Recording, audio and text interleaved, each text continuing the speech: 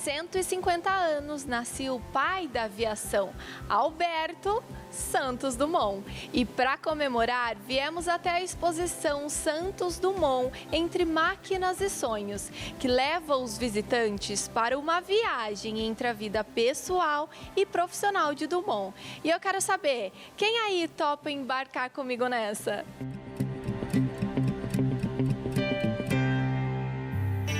E o Ricardo é curador aqui da exposição e vai contar pra gente um pouquinho como ela foi pensada, quanto tempo de planejamento. Ricardo, conta tudo pra gente. Bom, a exposição foi pensada em 9 meses, 100 pessoas participando diretamente da exposição. Ele foi uma das pessoas mais importantes do século XX.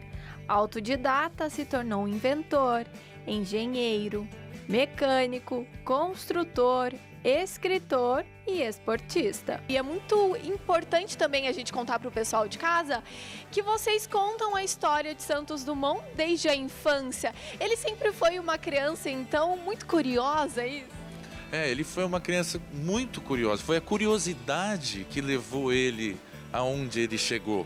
E aí o Catavento pretende ser um espaço de museu de ciência que oferece um espaço que proporciona esse tipo de instigação para a mente das crianças, dos jovens, dos adultos. Então para a gente era muito importante retratar essa infância. O que inspirou o Santos Dumont a ser Santos Dumont?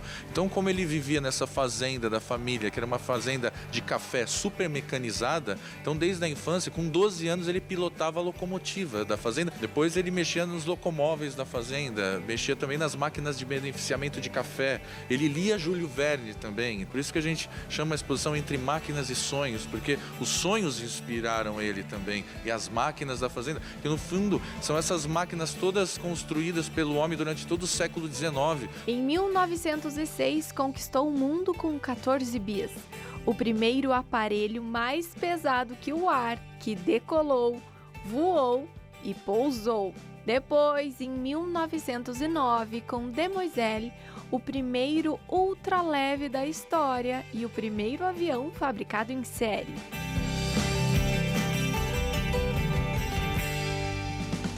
Foi ele o responsável por resolver definitivamente a direção dos balões.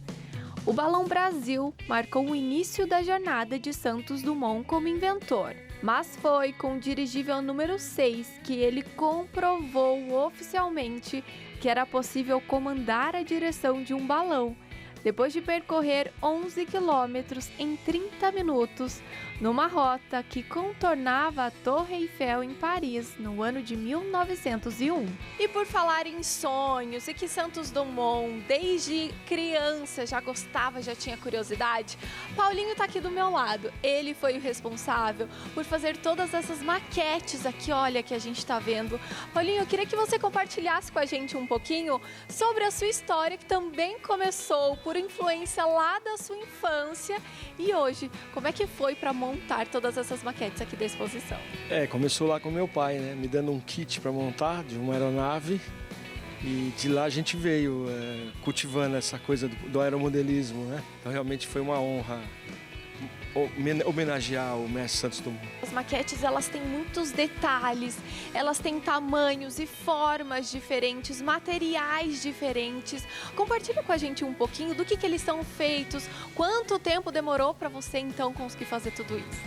Bom, foram 4 meses e meio mais ou menos. Materiais diversos, isopor, plástico, impressão 3D, vareta de pipa, bambu. O 14 bis grande vocês vão ver que ele é feito todo em bambu. Então é assim, tecido, eles são entelados com tecido, material, pintura, tinta acrílica, tinta à base d'água. Então tudo que for possível a sua imaginação te proporcionar.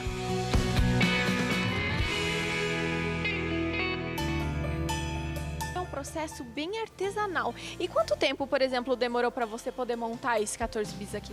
Esse 14 bis, se a gente colocar em horas aí, pelo menos umas 100 horas, tá? Pelo menos umas 100 horas. E ao todo, todas as maquetes da exposição, quanto tempo demorou? Você teve a ajuda de uma equipe? Eu tive uma equipe. Para você, esse trabalho todo, o que significou na sua vida? A realização de um sonho. E Então, assim como Santos Dumont, a gente precisa sempre continuar sonhando. Sim, sonhos foram feitos para serem realizados.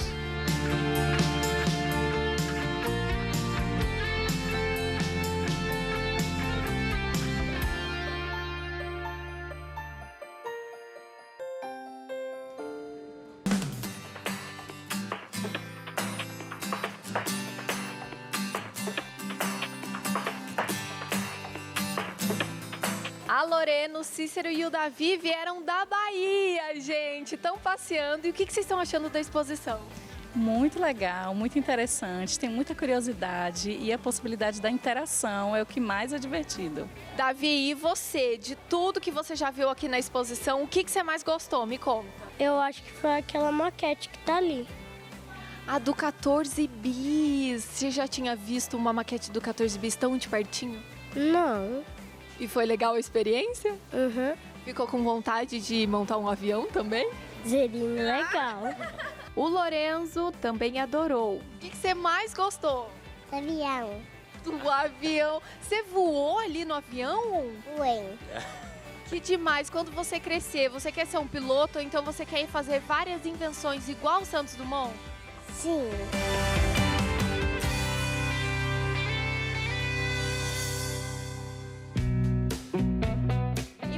Além do voo, o Santos Dumont também era muito visionário. E a gente tem aqui vários outros exemplos que hoje a gente conhece bem na prática, né?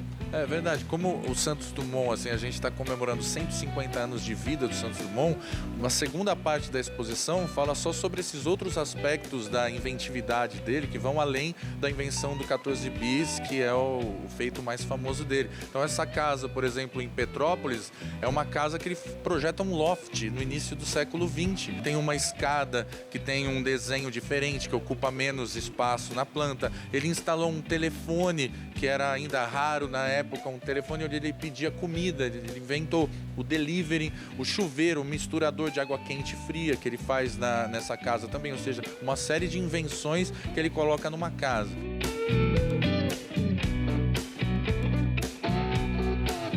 Também a gente tem o famoso chapéu dele, esse aspecto, ele como um influencer da época. Ele é conhecido por reis, rainhas, ele era o cara que voava, que inventou o avião. Tudo que ele fazia virava moda.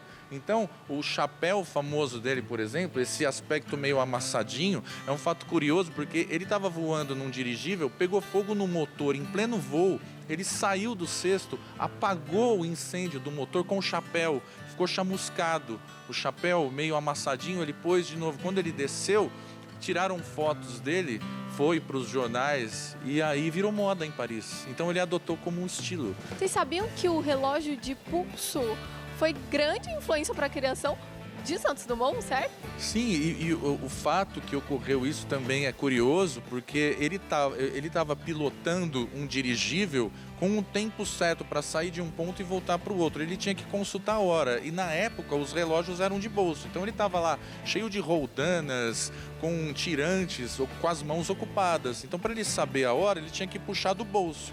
Então ele conversa com o amigo Cartier, que junto com ele pensa nesse relógio de pulso, que é muito mais prático para você olhar sem ter que acionar um bolso, tirar uma correntinha com o relógio para olhar, pôr no bolso de novo. Ou seja, tem um sentido prático. Não podemos nos esquecer que foi ele quem trouxe o primeiro carro para o Brasil, em 1891. Inventou um lançador que pretendia ajudar no salvamento de pessoas no mar. Recebeu até uma homenagem. Tinha seu rosto na cédula de 10.000 cruzeiros nos anos entre 1966 até 1975.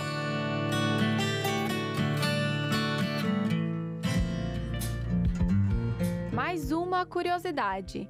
Vocês sabiam que Santos Dumont também é conhecido como o pai das cataratas? Em 1916, ele visitou as cataratas, que era uma propriedade privada, e solicitou ao governador da época que o local tornasse público, para que muitos pudessem ver de perto toda aquela beleza da natureza. E já que estamos no Museu Catavento, não poderíamos deixar de aprender uma parte mais prática, como é que funciona a física do voo, é isso? O Museu Catavento é um museu de ciências do estado de São Paulo, então a gente tem aqui 12 mil metros quadrados de área expositiva, falando de astronomia, de biologia, de física, de história, de ciências aplicadas, e aqui numa exposição do Santos Dumont, né, nada melhor do que a gente falar a física por trás do voo do avião, né? Então aqui a gente tem um experimento muito prático, onde a gente tem um túnel de vento que mostra por que quando o vento é acionado numa asa, a asa levanta voo, que é por causa de um desenho específico da asa que faz uma diferença de pressão entre a parte de baixo da asa e a parte de cima, de modo que a asa faz uma força para cima, levando o avião a subir, né?